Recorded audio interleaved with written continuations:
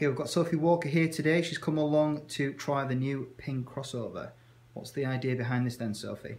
For me, I struggle slightly with my longer irons. I know people say, oh, you're a professional, you should be able to hit anything, but probably with my swing speed, a longer iron I struggle a little bit with. So I'm not thinking about changing the crossover for a hybrid, I'm thinking of changing it for a long iron. With me, my 5 and my 4 irons seem to go quite similar distances, so that's where I struggle with the gap in. So I'm hoping that this might help in that area. Okay, great. Shall we hit some shots and do some comparisons? Yeah, let's do that. Okay. Yep.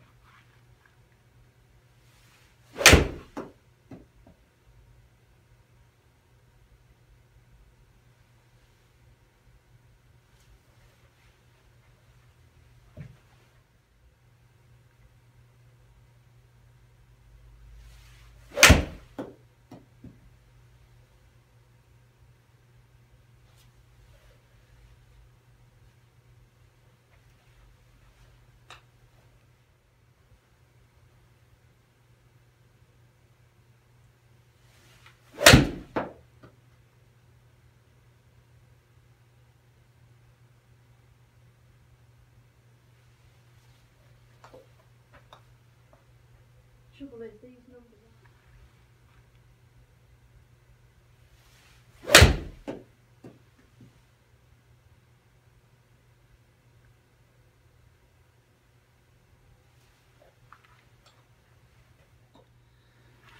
So we've got the numbers from, these are the 2 averages. I hit about 5 with each. Just be careful, I've got a crossover 5 which replaces my 4 iron because they are the same lofts. So I don't necessarily need to put the crossover 4 in to replace a 4 iron. Which is what most people would do, wouldn't they? So yeah. A lot of people get confused with the comparisons of irons to hybrids and this new crossover. Yeah, well the first time I used a crossover I used the 4 and thought, oh, it's going too far, but actually when I looked at the lies and lofts of them, it matched my 20-degree hybrid, so yeah, that's why I've gone for the crossover 5.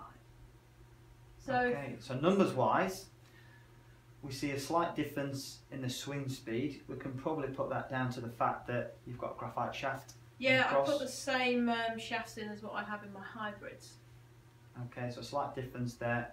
I think the significant ones really, if we look at the carry distance, we can see an average with your cross at 175 compared to 169 with your 4 iron. I felt that when I hit it, if you look at the crossover 5, that's the blue on the top, so I was getting a lot higher flight and then it was coming down a lot softer.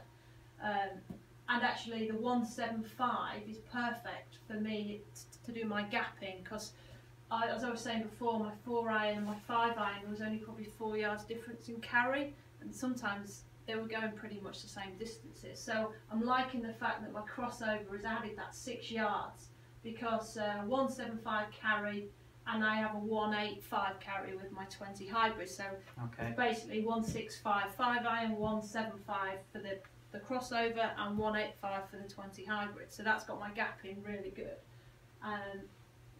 As I say, I would say it's a 4 iron's great to hit off a lie like we've got here.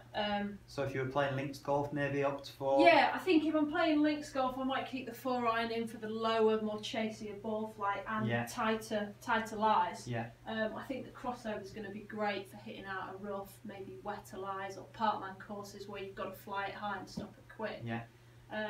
But it definitely wants to get in the air, which is what I liked about it, and it still flew nicely in there. It didn't spin up or anything. It's definitely something that I'm gonna put in the bag and have a try.